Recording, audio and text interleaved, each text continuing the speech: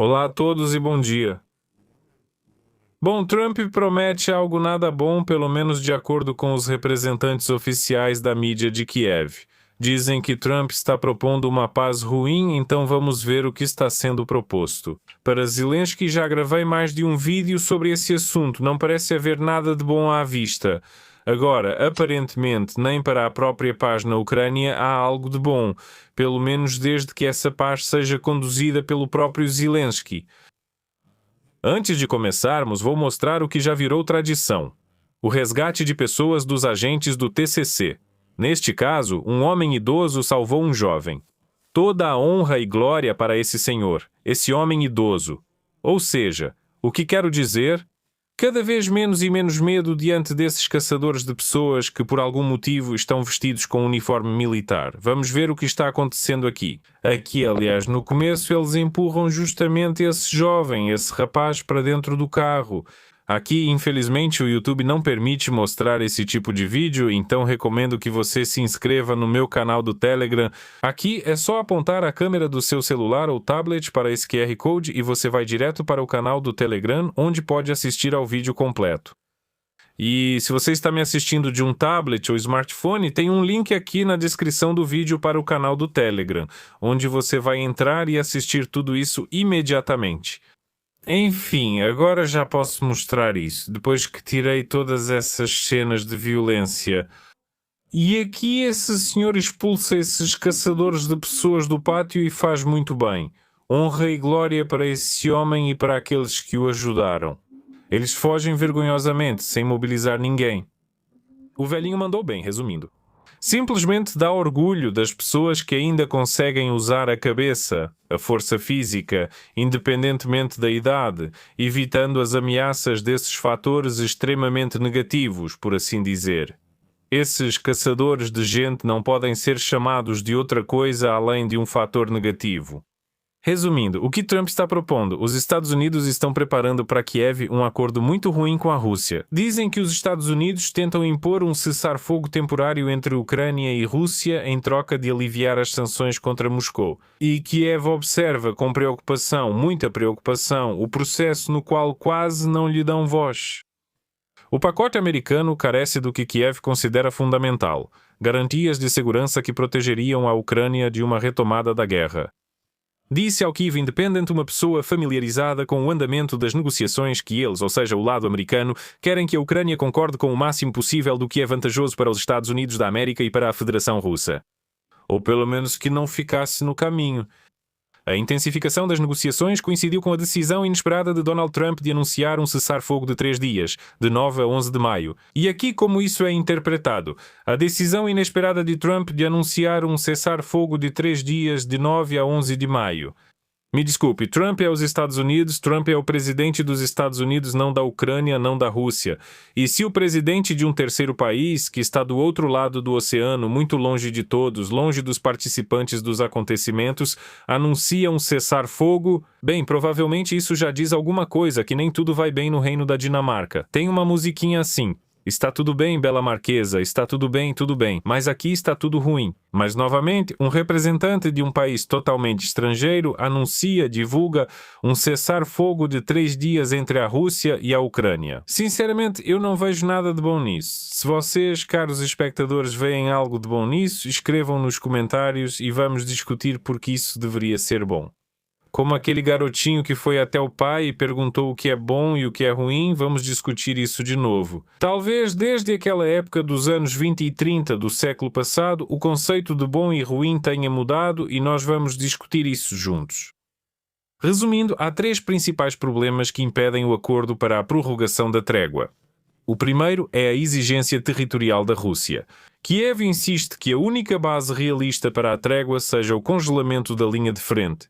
Moscou exige que as forças ucranianas se retirem das partes de Donbass que o exército russo ainda não conseguiu capturar. O segundo problema é a usina nuclear de Zaporizhzhia, a maior usina nuclear da Europa que está sob ocupação russa, como diz esta publicação, na margem esquerda do Dnieper, perto de Enerhodar. A Rússia insiste em manter o controle da usina como parte de qualquer acordo com os Estados Unidos. Para nós isso é inaceitável, diz o representante da Ucrânia. Planos americanos anteriores previam transferir instalações nucleares ucranianas para supervisão ou administração dos Estados Unidos. Ainda não deu certo, mas há um terceiro ponto: o reconhecimento internacional dos territórios ocupados e o fim das sanções. No geral, como nos dizem, os russos estão preocupados com 3 coisas: Donbass, o reconhecimento dos territórios e o levantamento das sanções. Mas aquele espírito de Anchorage, por enquanto ele paira no ar, mas não cheira nada bem e não está dando certo fazer tudo como foi planejado, nem de um lado nem do outro. Em resumo, eles não conseguem se encontrar e chegar a um denominador comum. Quer dizer, Ucrânia, Rússia e Estados Unidos separadamente, eles se encontram. Por exemplo, a Ucrânia se encontra com os Estados Unidos se encontram com a Rússia. Mas infelizmente, até agora nada de bom saiu disso. Depois temos uma declaração de Trump. Trump declarou, balançando o dedo no ar, que está pronto para ir à Rússia e prometeu o fim da guerra na Ucrânia em breve. E ele rejeitou qualquer acordo secreto com o Kremlin sobre o Donbass. Ele declarou que pode ir à Rússia. Aqui estão as provas. Você acha que conseguiria ir à Rússia este ano? Talvez. Olha, eu vou fazer tudo o que for necessário. Eu resolvi 8 guerras. Esta guerra está chegando ao fim. Trump afirma que já resolveu 8 guerras. Eu não sei quais guerras ele resolveu, mas enfim, resolveu, mas não resolveu de verdade. E aqui temos um comentarista que é capaz de ir até o fim com seus comentários sobre essa tal resolução. Agora vou mostrar ele para vocês. E claro, é esse personagem aqui. Estamos extremamente satisfeitos com o nosso trabalho, mas infelizmente nosso trabalho não deu resultado. Na verdade, o trabalho não deu nenhum resultado. Para Trump, obviamente, o trabalho deu alguns resultados, mas as 8 guerras que ele mediou ainda precisam ser descritas em algum lugar. Acredite ou não, ela está terminando. No fim, acreditamos que Rússia e Ucrânia chegarão a um acordo. Trump diz que a guerra entre a Ucrânia e a Rússia está chegando ao fim e que, no final das contas, será encontrada uma solução entre a Rússia e a Ucrânia. Além disso, New Reporter, e isso já sem ouvir Trump, afirma que Trump respondeu à pergunta: se havia algum acordo entre você e Putin de que a Rússia deveria receber todo o Donbass? Trump afirmou que não, isso não vai acontecer. Além disso, a BBC analisa um sinal misterioso de Putin sobre o fim da guerra. Lembro que ele disse que a guerra realmente deve terminar em breve, sem nos dar detalhes. Ou seja, Trump e Putin não entram em detalhes. Zelensky tradicionalmente está fora desses acordos e não sabe de nada. Fica contando por aí sobre várias coisas, como a poderosa 91ª Companhia na fronteira. E na BBC nos dizem que o próprio Putin não especificou exatamente quando esperar o fim da guerra. Por isso, como admite a publicação, interpretar suas palavras é praticamente um chute no escuro. As chances de Schröder, que é aliado ex-chanceler da Alemanha, conseguir o papel de mediador talvez não sejam muito altas, mas, segundo o jornal, há um sinal em outras palavras de Putin. Que os europeus, diz ele, escolham um líder em quem confiem e que não tenha falado nada de ruim sobre nós. Ou seja, o Kremlin deu sinal verde para negociações com a Europa. E agora a bola, ou a carta, ou como quiserem, está do lado dos europeus. É isso aí. Agora são os europeus que decidem como serão as relações entre a Rússia e a Ucrânia. Por que os europeus? É absolutamente impossível entender. Talvez porque eles fornecem mísseis. Mas aqui, aliás, também é interessante porque nos dizem que esses mesmos mísseis para os sistemas Patriot, que por sua vez custam bilhões de dólares, simplesmente não existem. Porque há escassez, por causa do Irã, por causa do conflito no Oriente Médio, e os Estados Unidos deram a ordem para enviar esses mísseis não para a Ucrânia, mas para suas próprias forças lá no Oriente Médio, mostrando a prioridade e o direcionamento do desenvolvimento dessas forças que a Ucrânia gostaria de ter para si. Mas enfim, Zelensky agora no final das contas não tem mais medo de criticar os Estados Unidos e o New York Times está explicando para nós os motivos desse esfriamento. Desde o início da guerra no Irã, os negociadores americanos não têm tempo para a Ucrânia. E ao que parece, essa é a razão do esfriamento. A decisão de Washington de suspender as sanções dá ao Kremlin uma sensação de impunidade, e a administração Trump continua escolhendo a estratégia de pressionar justamente o lado ucraniano e não a Rússia. É isso aí. Aliás, Putin... acabei de ver as últimas notícias. Ele declarou que o Oreshnik pode ser equipado com ogivas nucleares, ou pode não ser.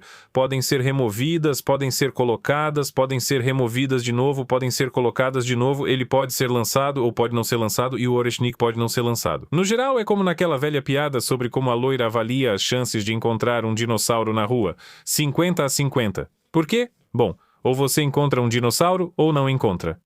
Então é isso. E além de tudo, mais uma vez, como de costume, para a Ucrânia, as portas da União Europeia continuam fechadas.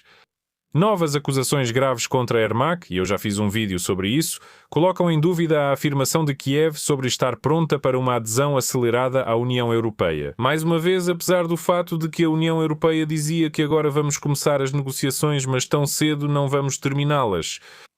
Mas essas negociações estão andando a passos lentos até agora. E a Ucrânia continua em suspenso, no sentido de que ainda não entrou na União Europeia e muito provavelmente não vai entrar.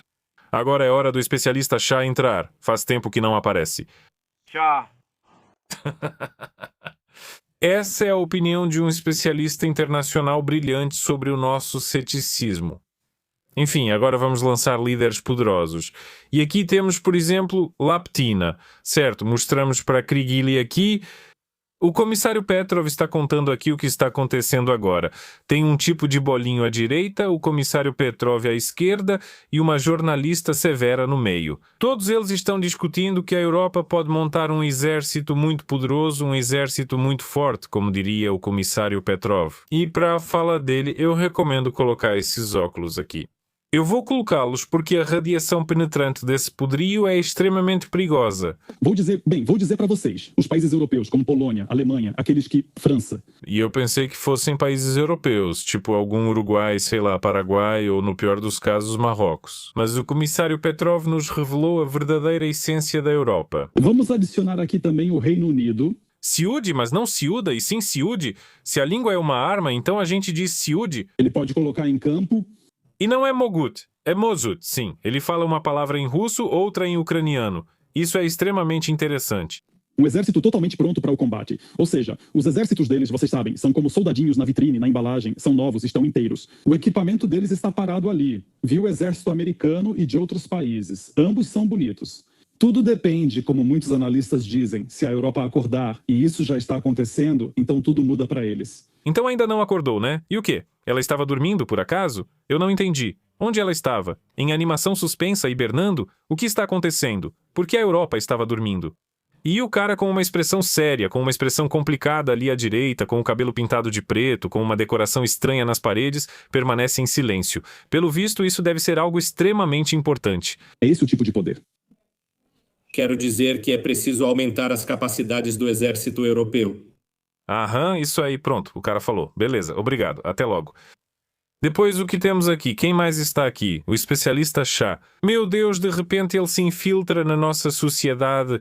Ele tem algo complicado com os olhos. Pelo visto, ele não dorme há muitas horas, reflete sobre a essência da vida, ou talvez sobre o destino da nação ucraniana. Pelo menos ele se encheu de todos esses diplomas, colocou uma camisa xadrez como um lenhador canadense, mas o lenhador canadense se diferencia por ter uma barba, como o comissário Petrov do vídeo anterior. O especialista Shah não tem barba, por isso ele não pode ser considerado um especialista em derrubar árvores, e aparentemente é por isso que a jornalista de óculos com armação preta complicada olha para ele de forma não muito favorável com ceticismo.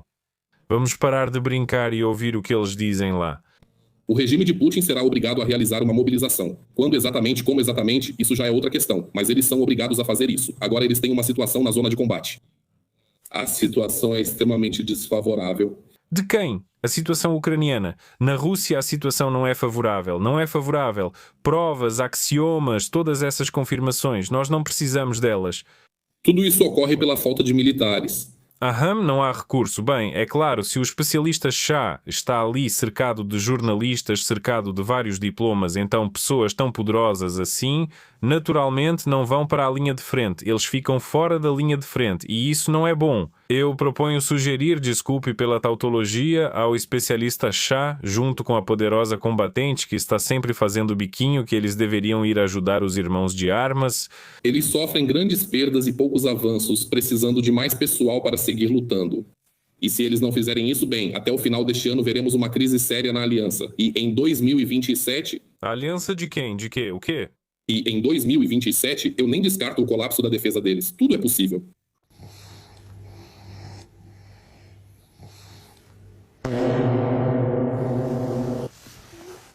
Há colapso da defesa da Rússia. Certo, sim, tudo está desmoronando. A economia, a Rússia em si. As ilhas estão afundando, a Kamchatka está sendo inundada, especialista Shah, especialista em todos os assuntos, super. Certo, já ouvimos ele, agora vamos ouvir mais alguém.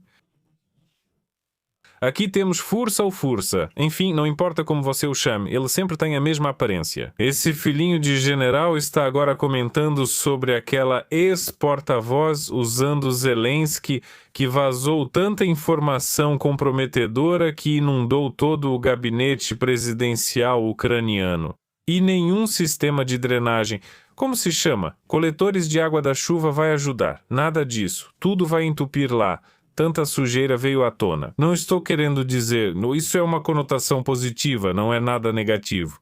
Ou seja, Yulia Mendel mostrou tanta sujeira que nenhum refletor, seja americano, eslovaco, húngaro ou qualquer outro, vai iluminar nem por um instante a fala ucraniana usada anteriormente. Agora tentam jogar essa sujeira de volta na Yulia, mas espero que ela resista. Não foi à toa que ela deu a entrevista para o Carlson. Tenho certeza de que lá, diferente da Ucrânia, há algumas garantias de segurança. Afinal, a América deu certas garantias a ela. E honra e glória à pessoa que conseguiu contar, conseguiu mostrar toda essa sujeira. Sabe, é como quando você levanta uma pedra na infância e lá embaixo tem minhocas, besouros, outros insetos, aranhas ou sei lá o quê. Foi mais ou menos isso que ela fez. Ou seja, ela levantou essa pedrinha, eu diria até uma pedra enorme, e lá embaixo é simplesmente terrível. Nem todo órgão anticorrupção consegue lidar com esses vermes. Vamos, enfim, ouvir não a mim, mas ao Fursa. E a formação política, que ela realmente foi recrutada. O que está acontecendo? Pelo menos eu entendo isso pra mim mesma. Aham, ela foi recrutada, entendi. Operações de informação e psicológicas, um Mosfilm sendo filmado em Lugansk. A atriz é de Lugansk, entendi. Ela já se tornou uma maluca de Moscou há tempos, embora antes tivesse ligação com o poder. E depois? Sim, é isso mesmo. Mas como ninguém a apoiou... Ou seja, a pessoa... Lembro que Yulia Mendel foi escolhida como porta-voz de Zelensky entre milhares de candidatos. Fursa, filhinho de general, que agora está nos estúdios só porque é filhinho de general, diz que Yulia Mendel não é ninguém. E não é nada. Por quê? Simplesmente porque ele pensa assim, se é que ainda é capaz de pensar. Ele decidiu isso usando uma camiseta qualquer. E quer chamar a atenção para si. Ela quer que falem dela e... Na verdade, não. Acho que não. Ela só veio. Ela foi convidada, na verdade. E ela contou o que realmente pensa, o que aconteceu e também o que vai acontecer. Mas o fato de Fursa não falar nada sobre a situação atual...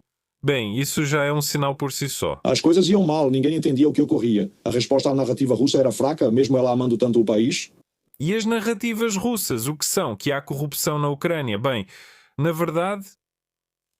Ou que na Ucrânia as pessoas são levadas à força para a linha de frente. O que é isso? Essas são narrativas pró-russas. Ou dizer que não há democracia na Ucrânia. Isso também é narrativa pró-russa. Não, bem, se for assim, então sim, claro. Desse jeito pode-se dizer que até os preços subindo na Ucrânia também são narrativas pró-russas.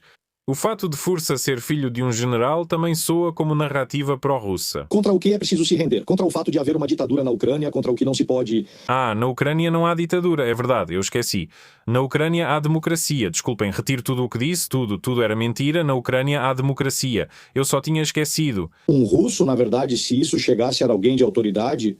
E alguém de autoridade, quem seria? Nós somos contra. Este canal é contra todo esse negócio de a lei dos detentos é uma só e tudo isso, tá? Não precisamos de nenhum chefão do crime. Havia mais problemas, mas felizmente com esse público... E tipo, né, o Carlson que entrevistou, desculpe, o Putin não é um jornalista respeitado, né? Bom, tudo bem. Não convidam, porque convidar gente rica como ela já é demais. Ela ficou maluca.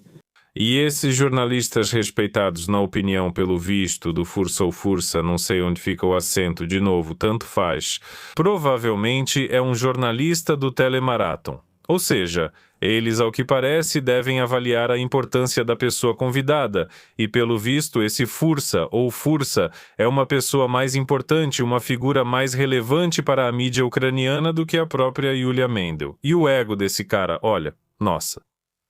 Enfim, é isso.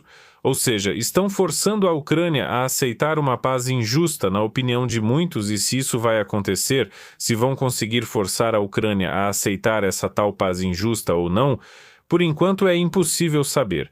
Mas o que está sendo implementado agora, esse programa de, eu diria, clareamento das atividades da Bankova, também diz muita coisa. Ninguém vai para cima do Escritório Nacional Anticorrupção da Ucrânia e da Procuradoria Especializada Anticorrupção por conta própria, pois foram criados pelas autoridades americanas. Isso faz refletir. Escrevam nos comentários o que vocês acham, caros espectadores. No mais é isso, até mais a todos. Objetivamente, o papel da Europa vai aumentar agora. A Europa será o principal aliado da Ucrânia nessas possíveis negociações. Embora eu repita mais uma vez, enquanto não colocarmos Putin de joelhos, não haverá negociações.